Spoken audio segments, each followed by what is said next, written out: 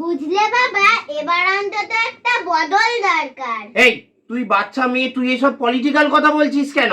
আরে বাবা, আমি এডুকেশন সিস্টেমটার বদলের কথা বলছি। কেন রে, এডুকেশন সিস্টেমটা আবার তোর কি ক্ষতি করলো যে তাকে বদলাতে হবে? আরে বাবা, বছর বছরে তো পরীক্ষা নেওয়ার কোনো মানে হয়? ও হ্যাঁ হ্যাঁ, এই আজকেই তো তোর অ্যানুয়াল পরীক্ষার রেজাল্ট বেরোনোর কথা ছিল রে। তা কত পেলি তুই? 75। বাহ, তা কিসে 75 পেলি রে? অঙ্কে নাকি? না মানে সব মিলিয়ে 700-তে 75। ই বাবা, সে কি রে, তার মানে তো ফেল। আরে না রে বাবা, এখন পাস ফেল সব তুলে দিয়েছে না।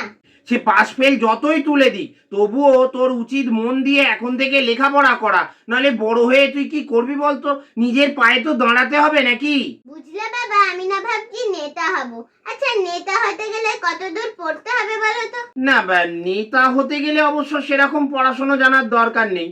মানে আজব দেশ মাইরে আমাদের, বেকার ভাতার টাকা পেতে গেলে ন্যূনতম মাধ্যমিক পাশ করতে হবে, অথচ নেতা নেত্রীদের ন্যূনতম কোনো শিক্ষাগত যোগ্যতারই দরকার নেই। দেখ বাবা, যদি তুই এখন থেকে মন দিয়ে লেখাপড়া করিস তাহলে তুই ভোটের ডিউটি পাবি।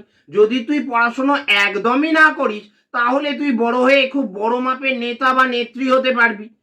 আর যদি তুই মোটামুটি লেখাপড়া করিস তাহলে এই আমার মতন ভোট কেন্দ্রে ভোট দিতে যাবি।